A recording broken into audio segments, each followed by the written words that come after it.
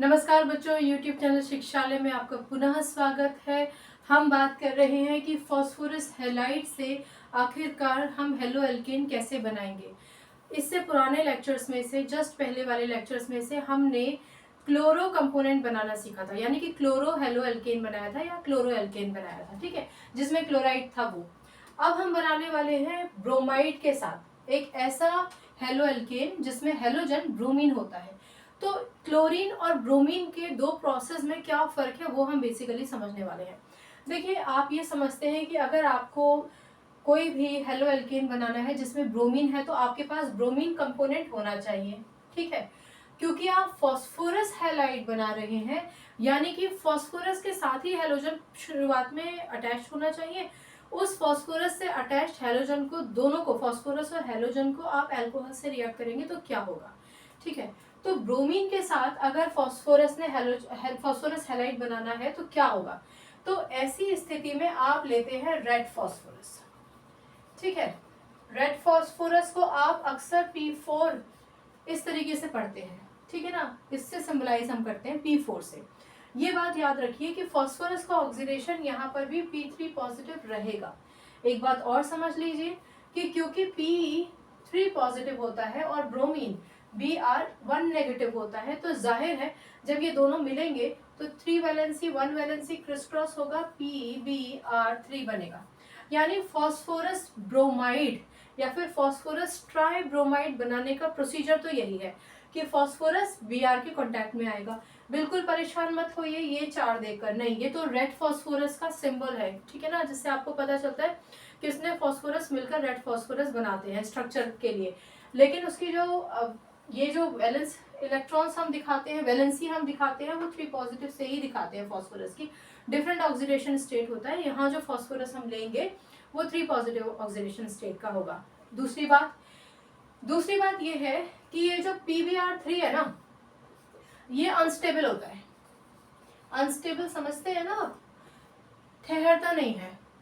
क्योंकि ये ठहरता नहीं है, स्टेबल नहीं है, इसलिए या तो हम इसको इन सिटू बनाते हैं।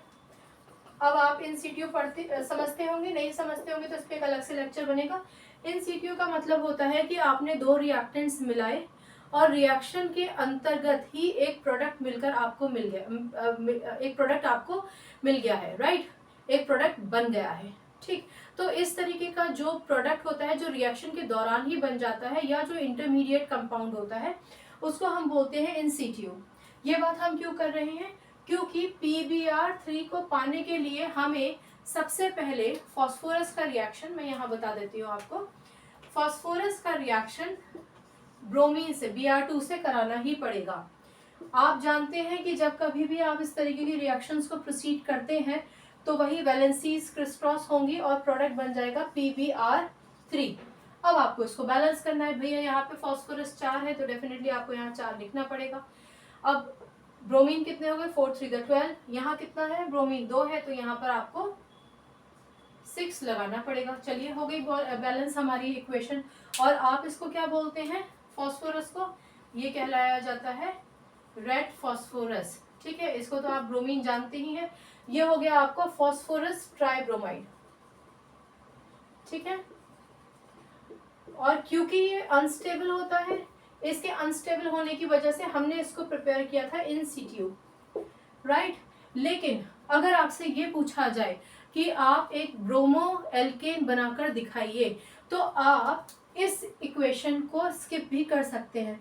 मेन इक्वेशन अब नीचे आ रही है, वो क्या है, इथेनॉल। आप जानते ही हैं, ये बात हम बहुत पहले भी कई बार डिस्कस कर चुके हैं कि इथेनॉल को आप चाहे तो CH3 CH2OH लिख सकते हैं या फिर C2H5OH लिख सकते हैं, ठीक है। मैं C2H5OH लिखूंगी। इसमें मैंने PbR3 रिएक्ट किया, देखो ये तो बैलेंस कर रहे थे ना, इसलिए यहाँ पर 4 है। अभी आपको 4 थोड़ी लिखना है, आपको तो सिर्फ PbR3 लिखना है। आप जानते हैं ये इथेनॉल है, इथाइल अल्कोहल। आप जानते हैं ये फास्फोरस ट्राइब्रोमाइड है। अब आपको इक्वेशन बनानी है। इक्वेशन बनाने का एक सिंपल रूल है जो मैं चाहती हूँ आप हमेशा फॉलो करें। तोड़ दीजिए इसको, C2H5 पॉजिटिव OH नेगेटिव, इसको तोड़ दीजिए। P होता है 3 नेगेटिव और Br 3 पॉजिटिव और Br होता है 1 नेगेटिव। शुरुआत में आपको रिएक्टेंट्स को तोड़ने की जरूरत पड़ेगी, बाद में आपको याद हो जाता है। आप ये भी जानते हैं कि क्योंकि ये पॉजिटिव है और इसने अपने नेगेटिव पार्टनर से तो तोड़ दी दोस्ती, तो जाहिर है ये इसके साथ ही जाकर पार्टनरशिप करेगा। तो इसका मतलब प्रोडक्ट हो जाएगा C2H5Br। आप जानते हैं कि ये हो गया हमारा ब्रोमो इथेन या फिर इथाइल ब्रोमाइड। ठीक है, आप IUPAC कॉमन नेम में से कोई भी एक नाम लिख सकते हैं।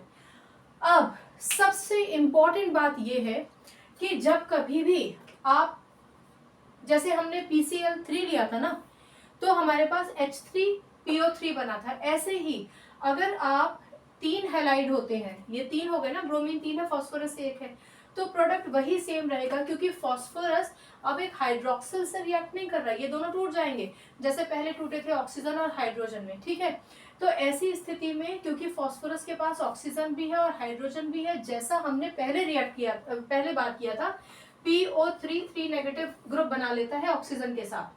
ठीक है, और H1 पॉजिटिव होता है, ये दोनों के दोनों मिल जाएंगे तो आपका प्रोडक्ट क्या बनेगा, भाई इसकी वैलेंसी 3 है, इसकी वैलेंसी 1 है, क्रिस क्रॉस करेंगे तो ये क्या हो जाएगा H3PO3।